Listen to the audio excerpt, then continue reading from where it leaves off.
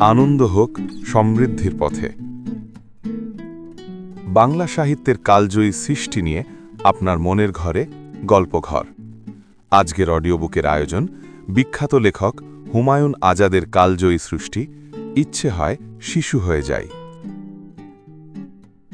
Gunter গ্রাসের নায়ক শৈশবেই ঠিক করেছিল সে আর বড় হবে না। ওটুকু বয়সেই সে চারপাশে যত পাপ দেখেছে তাই যথেষ্ট তার জন্যে। বড় হবার বদলে সে বেছে নিয়েছিল তার টিনের ধাক বাজিয়ে বেড়ানোর সুখ। আমার এখন বড় বেশি ইচ্ছে হয় শিশু হয়ে যেতে। ইচ্ছে হয় ফিরে যাই শৈশবে। সে পুকুর পাড়ে, গাছের ছায়ায়, ধান ক্ষেতের আলে, খেলার মাঠে, বৃষ্টির শব্দের ভেতরে, খেজুরের রসের সুগন্ধে। যদি থেকে যেতে পারতাম বাঁশবাগানের চাঁদের নিচে, থোকায় থোকায় জোনাকির আলোতে, কার্তিকের কুয়াশায়, মাঘের শিশিরে, থেকে যেতে পারতাম যদি মাছরাঙা আর আমের বোলের সংস্পর্শে, তাহলে এত বিষ পান করতে হতো না, এত পাপের কামড় সহ্য করতে হতো না। আমার মতো অনেকেই হয়তো এরকম বোধ করে আজকাল। যদি শিশু হয়ে যেতে পারতাম বা থেকে যেতে পারতাম সেই গ্রামের কিশোর, তবে ভোগ করতে হতো না শয়তানের কপটতা, একনায়কের গণদরদ, মূর্খের পণ্ডিতি, স্বার্থপরায়ণের নিঃস্বার্থপরতা, অসতির সতীত্ব, শোষকের সমাজসেবা, প্রতিক্রিয়াশীলের প্রগতিশীলতা, অন্ধের অন্তর্দৃষ্টি, বামনের আকাশচুম্বিতা, ষড়যন্ত্রকারীর মহত্ব, অসত্যের সততা। যা শুনতে চাই না তা শুনতে হতো না, যা দেখতে চাই না তা দেখতে হতো না, যা বিশ্বাস করি না তা বিশ্বাস করতে হতো না।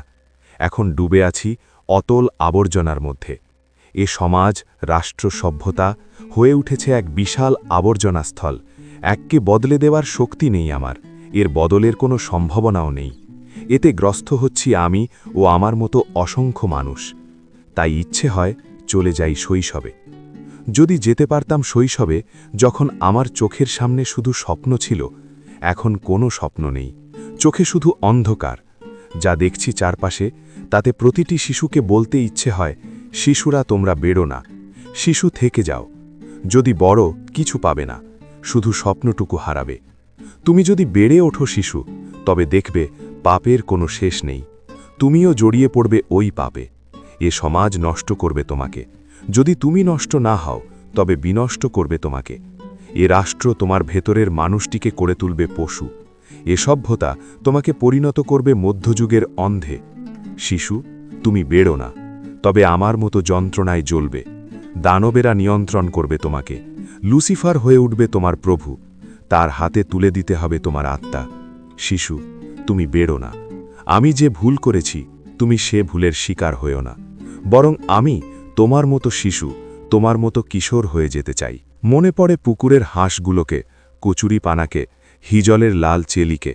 একটি বাছুর লাফিয়ে চলছে বিলের দিকে, আকাশে মেঘ করেছে, খেজুরের রস জমছে হাঁড়িতে, কুয়াশা নেমে আসছে, টিনের চালে বৃষ্টির শব্দ হচ্ছে। এসবের মধ্যে কোনো পাপ ছিল না, আবর্জনা ছিল না। ভোকের পাকা ধানে, জমিতে ছড়িয়ে থাকা খড়ে কোনো কপটতা ছিল না।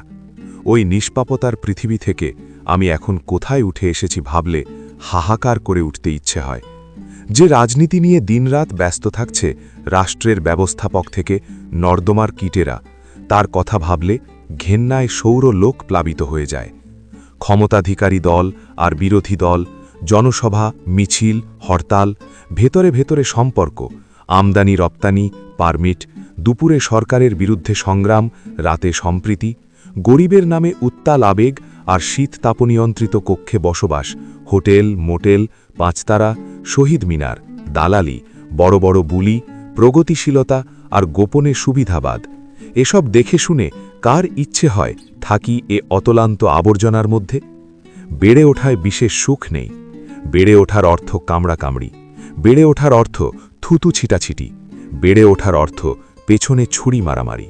দাঁতে সবসময় লেগে থাকে প্রতিদ্বন্দ্বী কুকুরের ছেঁড়া মাংস আর রক্ত, মুখে লেগে থাকে বদমাশের থুতু, পিঠে সবসময় গেঁথে থাকে বিষাক্ত ছুরি। এই তো বেড়ে ওঠা। বাংলাদেশে বেড়ে ওঠা হচ্ছে স্বর্ণ ছেড়ে নরকের দিকে যাত্রা।